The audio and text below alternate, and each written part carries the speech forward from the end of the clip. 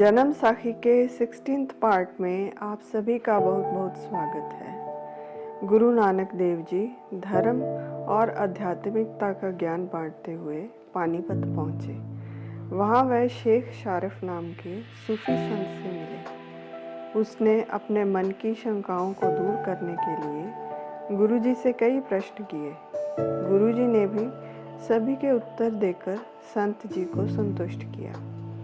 इसके बाद गुरुजी दिल्ली पहुँचे। उस समय वहाँ का बादशाह ब्रह्मबेग था। दिल्ली में वह एक महावत के पास जाकर ठहरे। महावत अर्थात हाथियों का ध्यान रखने वाले और चलाने वाले।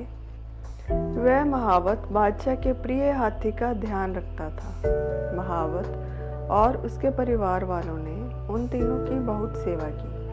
एक दिन उस महावत का हाथी मर गया। उसके परिवार वाले और वह महावत इस पर बहुत व्याकुल हो उठे और जोर जोर से रोने लगे।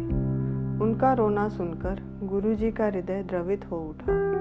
वह उनके पास आए और इस व्याकुलता का कारण पूछा। महावत ने बताया कि जिस हाथी की वो सेवा करते थे वह मर गया है, इसलिए हम सभी दुखी हैं। गुरुजी ने पूछा कि हाथी किसका है? महावत बोला, जी हाथी तो बादशाह का है। इस पर गुरुजी बोले, अगर हाथी बादशाह का है तो आप क्यों रोते हो? वह तो राजा है और हाथी खरीद लेगा। महावत ने कारण बताया कि उस हाथी के लिए जो राशन रोज बादशाह ने बांध रखा था उसमें से मेरे परिवार का पालन पोषण होता था। अब पता नहीं बादशाह फिर काम पर रखे ना रखे। गुरुजी ने उस महावत पर कृपा की और पूछा, अगर हाथी फिर से जिंदा हो जाए फिर तो नहीं रोओगे?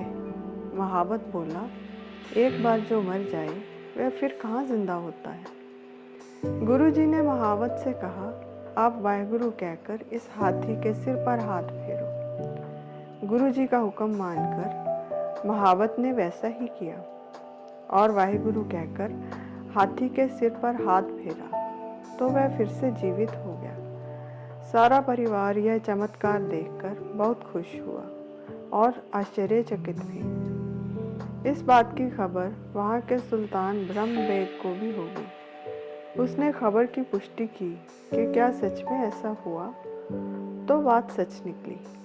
सुल्तान ने वही हाथी मंगवाया और उस पर सवार होकर गुरु नानक देव जी के दर्शनों के लिए आया।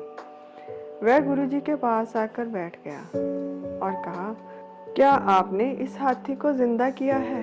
गुरुजी बोले, मारने और जिंदा करने वाला तो वह खुदा है। फकीर तो दुआ करते हैं और खुदा रहम करता है। अगर किसी पर कोई मुसीबत आती है और वह फकीरों से अपनी तकलीफ कहे, वह बात चाहे प्रकृति के नियमों के विरुद्ध हो, फकीर खुदा से दुआ मांगे तो खुदा रहम करता है। इस पर बादशाह बोला, हमें भी दिखाओ। इस पर गुरुजी ने एक श्लोक बोला, मारता भी वही है और मारकर जिंदा भी वही करता है, उसके बिना दूसरा कोई नहीं। उनके इतना कहते ही हाथी फिर से मर गया। यह देखकर बादशाह बहुत हैरान हुआ कि ऐसा तो पहले कभी नहीं देखा। उसने गुरुजी से मिन्नत की कि अब इसे जिंदा कर दो। गुरुजी ने मना कर दिया कि अब यह नहीं हो सकता। बादशाह ने गुरुजी से बार बार हाथी को जिंदा करने के लिए विनती की तो गुरुजी ने उत्तर दिया, जैसे लोहा आग में तपाकर लाल हो जाता है और एक रत्ती भर लोहा क्षण भर के लिए भी हाथ में नहीं ठहर सकता, ठंडा होने पर वही लोहा चाहे सारा दिन हाथ में रखो कोई दुख नहीं होता। इसी तरह फकीर भी खुदा के लाल किए हुए होते हैं। खुदा अपना फैसला फकीरों के लिए बदल देते हैं, परंतु अगर फकीर कुछ कह दे तो खुदा उसे नहीं बदलते। बादशाह बात समझ गया। उसने अपनी जिद छोड़ दी और गुरुजी से कुछ भेंट स्वीकार करने के लिए कहा। तो गुरुजी ने कहा कि मुझे उस प्रभु के दर्शनों के अलावा कोई भूख नहीं है।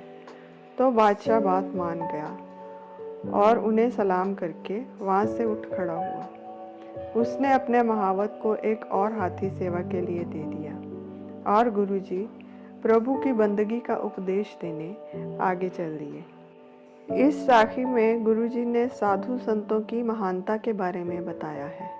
संतों की महिमा में सुखमनी साहिब में भी वर्णन आया है, जो इस प्रकार है। साधु की महिमा के बारे में वेद भी नहीं जानते। जो कोई जितना सुनता है उतनी ही व्याख्या कर पाता है। साधु की महानता तीनों गुणों से ऊपर है।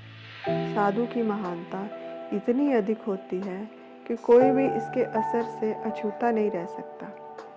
साधु की शोभा का कोई अंत नहीं। साधु की शोभा सभी सीमाओं से परे है। इसे किसी सीमा में व्यक्त नहीं किया जा सकता। साधु की शोभा ऊंच से ऊंची है। साधु की शोभा महान से महानतम है। साधु की शोभा केवल साधुजनों की ही है। हे नानक, साधु में और प्रभु में कोई भेद नहीं। आज के लिए बस इतना ही। गुरुजी की आगे की यात्रा अगली वीडियो में। तब तक के लिए विदा। मुझसे अनजाने में हुई किसी भी भूल के लिए हृदय से क्षमा और मेरी इस वीडियो को अपना अमूल्य समय देने के लिए आप सभी का बहुत बहुत धन्यवाद।